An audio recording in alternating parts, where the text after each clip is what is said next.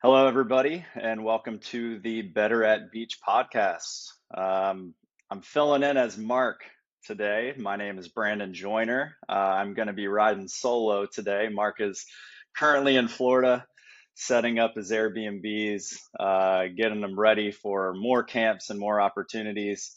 So he's busy building furniture and taking care of baby Mac. And so you guys get to listen to me today. Today, we are going to be talking about the three most common setting mistakes that I've seen. I've been doing a lot of coaching recently, and while I've been going through this coaching, I've picked up on three main things that I really think can make people that are uncomfortable setters into extremely comfortable setters. And so that's what we're going to talk about today. I'm going to give you those ideas. I'm also going to give you some drills that you can work on at home or with your group to help you accomplish those things. Before we get going, I just want to go through and I want to talk about the camps that we have coming up. If you want to work with us in person, obviously all the YouTube videos, all the Instagram videos, listening to our podcast is fantastic. You're going to get better in that sense as well. But if you want to see us in person, that's where we can make the huge improvements. So come check us out at a camp. Coming up, we have our 7-day camp, okay, in Punta Cana, Dominican Republic. It is beautiful, all-inclusive resort. That is a week-long camp, so full of vacation, full of fun, full of partying, full of volleyball. And that is going to be from November 29th to December 5th. Then we hop on the road for our Better at Beach circus, traveling circus, where Mark is going to be May 23rd to the 25th in St. Pete, Florida, running a camp at his private court at his Airbnb. Then he is heading up north to New York, where he's going to be running May 30th to June 1st in Long Island, New York. The next two camps are unfortunately sold out, but we do come back often. May 30th to June 1st, I will be in San Diego, California. And then the following weekend, June 6th to June 8th, we are going to be in Tacoma, Washington. Both of those, again, are sold out, but we're going to be adding more dates pretty much right after these camps. So if you want to attend one of those, be sure to grab a spot quick. Those always sell out. Then towards the end of June, June 20th to the 22nd, I'm heading home to Virginia, hanging out in Virginia Beach, my hometown. Chester's my hometown, but Virginia Beach was my home for a while before I moved to California. I'm going to be there from the 20th to the 22nd. Then I'm making my way to Milwaukee to run a camp with Volley Life from June 27th to the 29th. Then we have a little bit of a break. July 18th to the 20th, we're going to be in Des Moines, Iowa.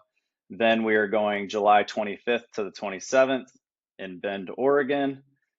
August 1st to the 3rd, we'll be in Santa Rosa, California. First time going there, so I'm really excited to see what that's all about. August 22nd to August 24th, we will finally be making our way to Chicago. We're trying to get to Chicago for the last couple of years, finally found a home. So we will be there at 3D side outs. October 3rd to the 5th, we will be in Youngsville, Louisiana at Sugar Beach.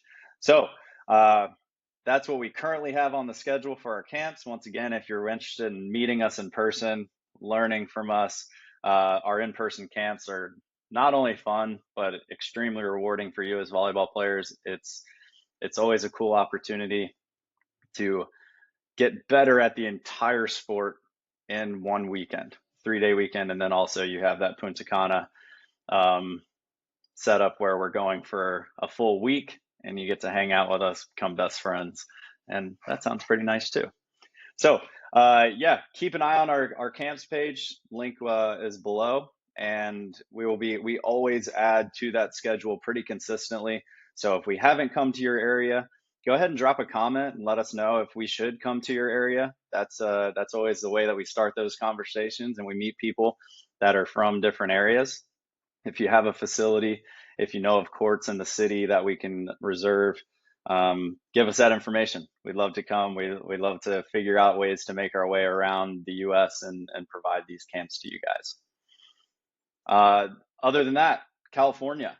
I currently am running all of the stuff in California. So we have our normal weekly schedule where you can drop into classes. That can be found on the BAB Hermosa app, different than our Better at Beach app, which is for our online portion. Our BAB Hermosa app is where you'll find all of our classes. And then we have mini clinics and 3-day camps coming to Santa Monica. We're getting ready to, by the end of the week, we should have another 3-day camp coming to Santa Monica in the month of June. That weekend is still undecided. We're figuring out the permits. But along with that, we are also going to be running little Sunday mini clinics where we meet up from 9 to 12. We have an extreme focus, whether it's passing, setting, attacking, side out, something like that. But we run those at least 2 times a month in Santa Monica at the Annenberg Beach House. Awesome area, really easy to get to. Park right next to the courts. There's a little cafe. It's a fun time. So if you have any questions about camps, if you want us to come to your area, or if you just have any questions, reach out to support@betteratbeach.com and we'll figure out how to get you to one. All right. Now it's time to start talking about setting. So setting is one of those skills that there's a lot of technique. And obviously, the first thing that I want to start with is that even though we are talking about setting, the most important touch in our volleyball touch is passing. Make sure that you pass the ball first. All of these keys and ideas that I'm going to give you today, we need to have a good pass. So refer back to a recent podcast or join our online group that is currently working on serve receive, but have to start with a pass. Okay, now moving into common mistake number 1, and that is don't be a ball watcher. All right, one of the biggest struggles that we see is that whenever somebody is setting, when the ball gets served to their partner, they are still standing in the serve receive position while their partner is passing the ball. Okay, that causes a lot of things. One, it causes the passer to start passing the ball back to the setter. So now the setter's having to set the ball from 15, 20 feet off the net. And 2, even if they do pass the ball well, you are stressing yourself out and stressing your attacker out so much because you are having to sprint to make a set rather than move to it calmly. So the fix that I want you to think about is whenever the ball is coming over the net, by the time that the ball crosses the net, you should have a good idea of whether or not you are the passer or the setter. If you are the setter, meaning that your partner got served, you need to get out of that passing location. What that means and what that looks like is that you should start to cover the distance of where that passing location should be. For us at Better at Beach, we like to pass right in the middle of the court. If you're going to err, miss on your half, but middle of the court, about 6 feet from the net. That's not very far. So it's pretty tight. We need to make sure that we're passing forward, not up. So I always say this at my camps, but when we're thinking about the angle of our platform as a passer, if we angle the ball forward, getting the ball up in the air happens automatically. But if we try to think about passing the ball up first instead of forward, then getting the ball forward does not happen automatically. So as passers, pass to the net. Now that we know where that setting location is, whenever we realize that we are not the passer, we need to cover the distance to the setting location, the middle of the court, 6 feet off the net. So by the time your partner passes the ball, you should already be about halfway.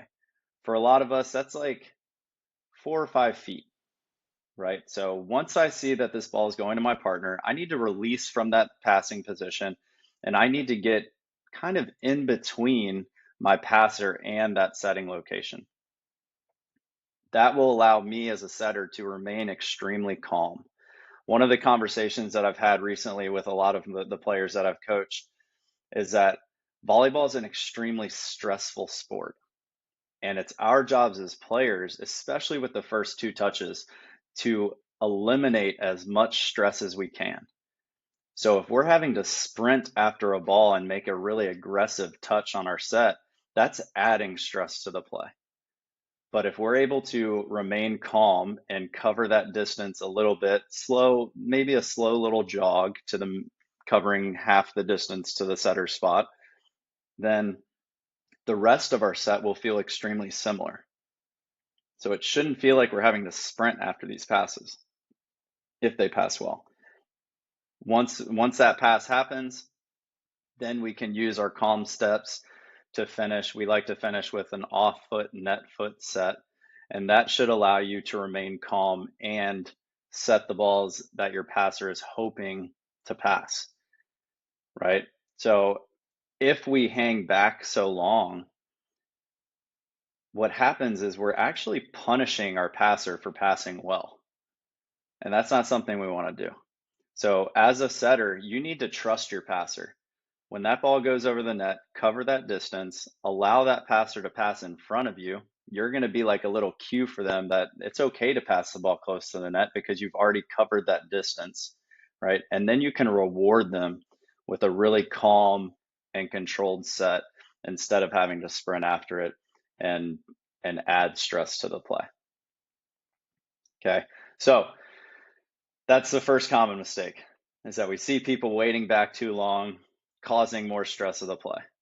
If you get to the ball, like, so let's say whenever that pass happens and you've covered your distance and all of a sudden the passer doesn't pass to where they're supposed to, one, be a good partner. It's still our job to set. So if they don't pass to the setter location, that's okay. That's when we turn into a good partner and we save the pass, right? We always want to better the ball. But it's also important that we think about getting to the net and rewarding them for good passes, right? If we start to rely on bad passes and we're setting all of those, we're kind of making our job of siding out more difficult. Okay, so now that we figured out a way to get to the ball calmly, brings up our common mistake number 2, which is making sure, the mistake is that we don't have our platform or our handset reception ready. Okay. The fix is making sure that you're presenting your platform if you're bump setting, or presenting the basket of your handset early so that the ball knows where it's bouncing off of. Okay, a lot of the times setters surprise the ball. And what that looks like is we're kind of just playing keep the ball off the ground. We run in and we just hit the ball and hope that it goes to a nice location. But if your platform setting, some ideas that I want you to think about is, one, our setting is more of a leg movement than it is an arm movement when we're talking about platforms. Okay. We want to make sure that we are showing our platform. Our platform should almost be parallel to the sand. And then we are going to rise up with our feet and our legs, allowing ourselves to give power to the ball. It's still okay to give a little bit of extra love with your platform, but you never really want to completely rely on your platform when you're setting. A common cue that we use at our camps that I love, and I think it goes a long way, is imagine you're carrying a tray of champagne. And when you go to set, you can never spill any of the champagne. So if you guys can imagine yourselves right now, and you're holding a tray of champagne out in front of you, if you dip your arms forward like you're going to pass a ball, like in serve receive, then all of those glasses of champagne fall off that tray. You've ruined the party. It's over. Everyone's upset. So no, we're not going to drop any champagne. We're going to keep our arms parallel to the ground. And in order for us to get any power we need, we're going to almost like spring load our legs and then release our spring so that it's almost going to feel like you're jumping up into this pass, but don't ever leave the ground, right? We still want to keep our feet on the ground. You want to have a stable base. All right, so that's platform setting. If we have a good pass in that setter's location and we get that platform early and we lift, that's going to provide a more up and down set. I always say this morning I coached our morning training group, and a key that worked really well for us is when you're setting, you should be able to set the ball and then take maybe one, two, maybe three steps and catch your own set. I think a lot of us set this ball extremely far away from us to where we might have to run and take 5 or 6 steps in order to catch our own set. We want to make sure that we play more compact. And if you use this style of setting where you have your platform out, you're carrying that tray of champagne, and then you use your legs to make the set rather than your arms, it will provide this more up and down type set, allowing your attacker to feel really comfortable and know where they're going to hit. All right, now moving on to hand setting. Hopefully all of you guys are hand setting at this point. Hand setting is the way of the future.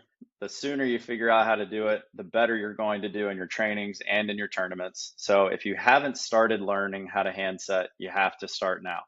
We're currently in our passing portion of our online program. Next, we are going to be moving on to our setting, I believe.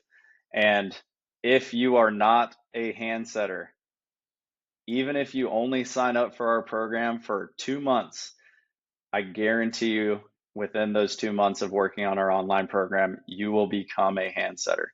It's what we focus on. We're really good at it. At our camps, we don't call doubles for the reason that we want people to use their hands as much as they can. And we always walk away from our camps with people feeling way more confident with hand setting. Okay, the ideas that we need to think about with hand setting is one, we need to prepare our basket early. And so what I mean by that is we want to be ball shaped. And whenever we're thinking about being ball shaped, if you guys can imagine, if you have a ball at home, I want you to grab it real quick and I want you to put your hands on the ball, and you'll notice that there are 3 panels. So if you're using a Wilson or a Moulton, I want you to read that Moulton or Wilson, and you'll notice that the Wilson is in the middle panel. Then there's a panel above it and a panel below it. When you're hand setting, you should not be touching any of those panels. You should be touching the outside panels. So when you're going to hand set, one of the biggest issues that we see is that people touch the bottom of the ball. And when you're touching the bottom of the ball, it becomes very strong fingered, strong thumbed. It doesn't allow you to have soft hands. A lot of times when you hear setters talk or you hear coaches talk or volleyball players in general talk, they use this word like soft hands, or they use like butter, right? Those are buttery hands. And the reason that they use those is because the set itself is extremely quiet. It's extremely soft. One of my favorite noises at our camps is whenever we start to hand set on like day 2 or day 3, and all of a sudden the camp gets completely silent because people have figured out a way to use these hands softly. And the way that they do that is by creating this basket early, and it's going to feel like you're almost catching the sides of the ball rather than the bottom. 2 things happen when you touch the sides of the ball. When you touch the sides of the ball, it's going to make you feel more comfortable in taking the ball lower. So when we're setting up our basket, we want it to be in front of our face. If you want to experiment and you want to try to take it even closer to your chest, go for it. I think the most common error that we see with hand setting is that people try to touch the ball too high. And when that happens, it can cause a lot of issues because you don't have the ability to take that ball in enough to make it a soft set. And 2, you're kind of making what we call a hard set, where you're setting underneath the ball and you're getting that ball out really quick. If you're playing on the international circuit, if you're playing in a high level AVPs, they really like that idea of high and quick. But for those of you that are trying to learn how to hand set, we need to start lower rather than higher. And you can always find what's more comfortable for you and what a clean set feels like. But I'm always a big teacher in make aggressive changes. If you're a person that touches the ball too high and you consistently double, if you consistently lift the ball, meaning that you touch the ball too high, you bring it down and then you set, then experiment. Try to touch the ball as close to your chest as possible and then make your set. this is going to be kind of hard to explain on a podcast, but whenever we're thinking about hand setting, I think a lot of us think about it as a handset in the sense of we're only using our hands, right? But that's not what a handset is. A handset is the fact that we're just doing the skill and it's touching our hands, but it's not actually a whole lot of hand or finger action. It's more of catching the ball low in a basket and then relying on an elbow extension to get that ball out of your hands. So if right now you are really concentrating on catching that ball or touching the ball with your fingers, loosen up those hands a little bit. Think about the ball is just landing in like a bowl that you're holding. And then see how much power you can get on the ball just by extending your elbows. Whenever we are hand setting, we should go through a complete movement of taking that ball in with our hands and then finishing with our arms and our hands completely extended. If you're finishing with your elbows bent still, or if you never make it to the top, then you want to make sure that you're catching that ball low and relying on the elbow extension. If you pull up any high level volleyball player, you'll notice that their handsets happen because their arms almost seem like they're on tracks. And when they extend their elbows, that track is complete. But if they don't go through the track, then that's when sets can be inconsistent and they can be tough. So try to think about the handset as we're just touching the ball with our hands, but we're still relying on a full body movement in order to make the set. All right, I would say your hand finish or your fingers like pushing the ball out should be about 5 to 10% of your setting motion. Whereas right now, I think a lot of us think of it as maybe 40 to 50% of our motion. So rely on the structure, rely on the finish, and that'll be good. Okay, so that's our little technique talk when we're talking about bump setting and we're talking about hand setting. Okay, whenever we're moving on, so the third one is all it has to do with what do we feel like during our set and after. Okay, so the third common mistake is that people aren't balanced. Whenever you are setting, whether you're using a bump set or a hand set, you should be able to hold your finish until your partner touches the ball. Okay, and what I mean by that is I'm not just talking about our platform, I'm not just talking about our handset. We just talked about how our handset we finish in a completely straight arm position. That's the top portion. The bottom portion might be even more important. So whenever you are setting, you should feel, especially your front leg, because when we're setting, we should be having forward momentum. So we should, whenever we say off foot, net foot set, what that means is that as we're approaching the foot that's further away from the net should be our first step in our finish. And then we are finishing with our net foot, or the foot that's closest to the net, on contact. And when you're doing that, it's going to automatically give you this forward momentum. So when you're done, your net foot should have about, let's say, 90% of your body weight on it. And then that back leg is kind of just like a little kickstand that's keeping you from tipping over. All right. And when we go to this third common mistake, way too many people can't hold that position, which means that you're not in the right spot, you're not underneath the ball. And when you made your set, you were twisting or doing something that didn't allow you to hold that finish. Okay, so it starts with our feet and it ends with our hands or our platform.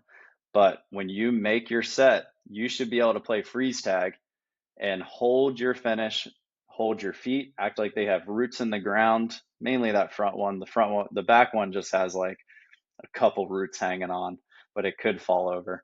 But that front foot should have every single root that was ever on that plant is still holding on strong. And then it works its way up your body. So then you're able to hold your platform or you're able to hold your setting finish by pointing at the sky, acting like you're Superman, whatever you need to do in order to make sure that you're holding that finish. Okay. I think that holding your finish is one of the best and easiest ways for coaches specifically to see that you have more control. Way too many of us think about volleyball as like a hitting game where we hit the ball and then we pull our platform away. We should be thinking about holding our finish. Whenever I tell people, this is probably one of the most common fixes I give at camp, is that I want people to hold their finish just until their partner touches the ball. So if you're a passer, pass the ball, hold your finish until that ball reaches its peak. Okay, some people even hold it until it's about to go in their setter's hands. You can still move while your platform is still together. When you're setting, hold your finish. Hold your feet, hold your arms, hold your hands up in the air until you see your attacker getting ready to hit. We don't have anything else to do, right? After we set that ball, if our partner hits it over the net, which hopefully they do, but if your partner hits it over the net, then the other team has to go through 3 touches before the ball gets back to you. So there's no reason that we can't hold that finish a little bit longer. I think that will help a lot. All right. And I always say, I like whenever we're setting, I relate setting to job interviews. And whenever you walk into a job interview, you need to be almost borderline too confident, right? I'm not trying to give uh, tips on how to get a job. I've been lucky enough I was a teacher and they welcomed me in right away. And then my best friend hired me to work for his company. So I've been pretty lucky in the interview phase. But whenever you go into an interview, if you guys think about this, if you walk in shaky and kind of uncertain, then you're not likely to get that job. You might be the most knowledgeable person in the room, but if you don't show that you're confident in yourself, then it's really hard for others to be confident in you. So when you're setting, you have to believe in yourself. You have to get underneath the ball. You have to be the most confident person on the court, and you have to make sure that people remember you. So when you go to make that set, make your finish last long. Show them that you're confident. And when you're confident, what that looks like is you're not tripping over yourselves. You're able to hold your finish. You're able to be balanced, right? And I always say, like, this is something like my dad taught me when I was in high school, was that whenever I'm giving a handshake, it's okay to make your handshake last too long, right? People remember long handshakes. So I've always been a person, whenever I meet somebody, I'm okay holding that hand a little bit longer than I should, or holding eye contact a little bit longer, because I know people remember that. And it's the same thing. If we're talking about an interview, if we're relating it to setting and we're relating it to the finish, right? The handshake is your last opportunity to make an impression. So when we go to set, if we set the ball and then run away, that's not a very good handshake. That's almost like giving somebody a high five at the end of the interview. If you ever did that, I'm sure the person would be like, "Who is this guy? Who is this joker?" Right? But if you're able to give a nice solid handshake, you're able to lock in, give some eye contact, hold that finish of that handshake as long as you can.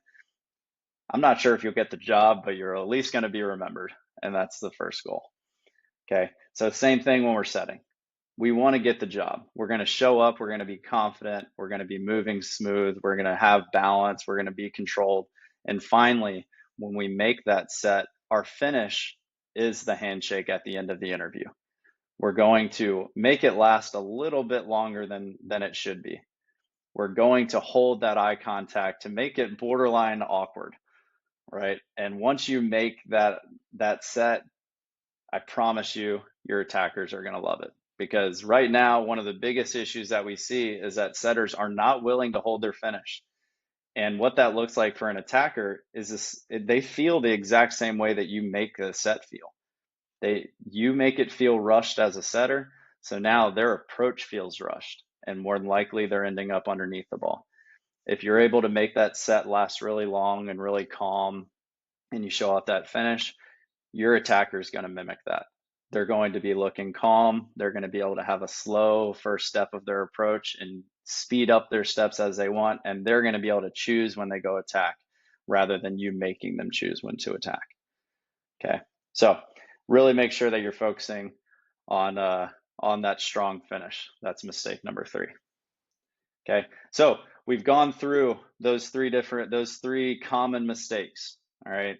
We started with making sure that you're not a ball watcher. Release early enough that you're encouraging your passer to pass well. Reward them for those good passes. If you're able to kind of trot through your whole process of your set, you're doing a good job. If you feel at any point that you're having to sprint, you probably watched too long from that starting position. The second thing, show your platform early, right? Whether we're using our platform to pass, we're not going to drop any champagne. We're going to get that platform out early. We're going to use our legs. If we're using our hands, we're going to make sure that our basket is low. We're going to catch the sides of the ball, and then we're going to go through our full track of our handset, allowing it to get to the top floor. So I always say, when you're hand setting, it should feel like you're riding in an elevator from the lobby all the way to the penthouse. Some of you that touch the ball too early, it might feel like you're getting on the elevator at the 3rd floor, going down to the lobby, and then going up to the penthouse. We want to make sure that we're getting on at the lobby and then going through our full extension, getting all the way up to the penthouse. And then the third thing, hold your finish. Hold your finish with your feet, hold your finish with your platform or your hands, whichever you decide to do. Remember, hopefully you're hand setting, and make it feel like an interview. Be confident, be strong, make that finish last a little bit longer so that you're remembered. I think that if you're able to do those 3 things in your next training, I guarantee you're probably going to see a lot better sets. And once again, if you're interested in kind of getting our feedback, join our online program. This is what we do. We work with a bunch of athletes right now. We work with a couple clubs across the country where they take video of themselves, they send it to us, we give feedback, and we send it right back to you. So it's a really easy way for you guys to get better, even if you can't come to us at a camp. But obviously the camps are going to give us some a little bit quicker of a turnaround. All right, last thing before we go is talking about some drills. So the first drill is one that you can do at home. And all you need is a ball and a wall. And all I need you to do is you're going to take the ball, you're going to toss it at the wall, and then you're going to set the ball back to the wall.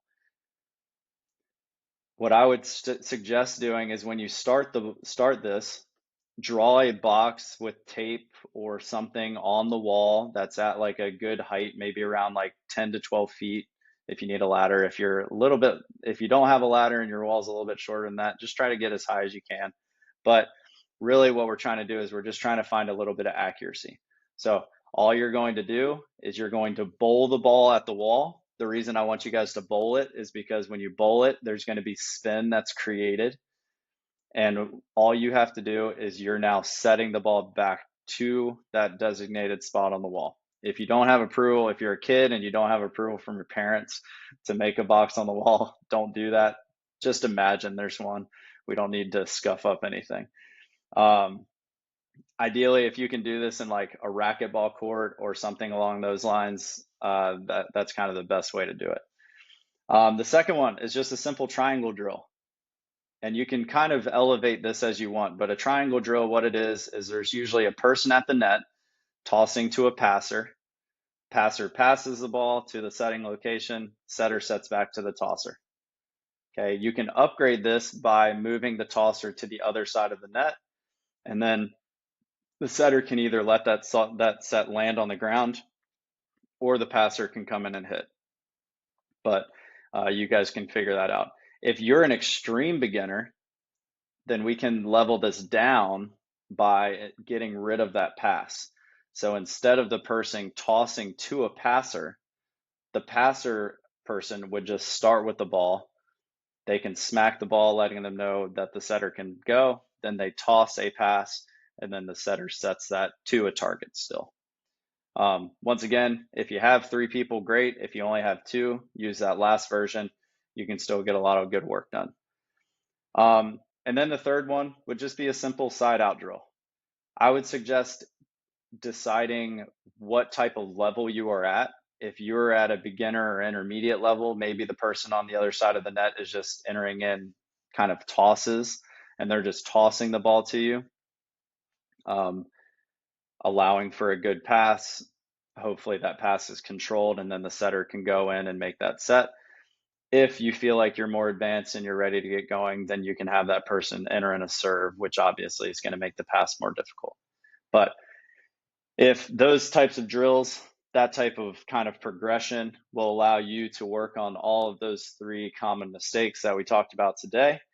And yeah, I think if you're able to do all those 3 things, so whenever I'm setting, I kind of have a checklist, and it's just a mental checklist that I try to go through. And it's those 3 things. As the ball's coming over the net, I try to check off box 1. Leave early. Get to that middle ground between my passing position and my setting location if they pass really well. Check that box. Once the ball gets passed, then I go on to my second box that I need to check.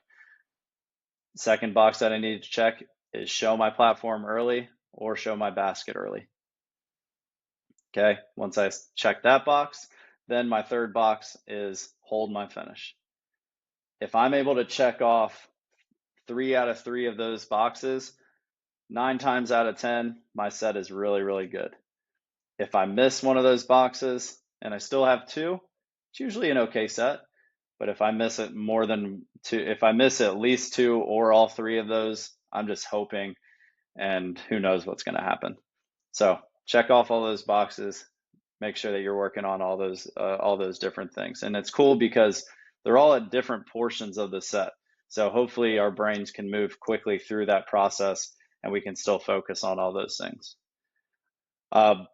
So those are our 3 common mistakes. Before you guys go, I want you to comment below on which common mistake you are currently making. So is it 1, 2, or 3, right?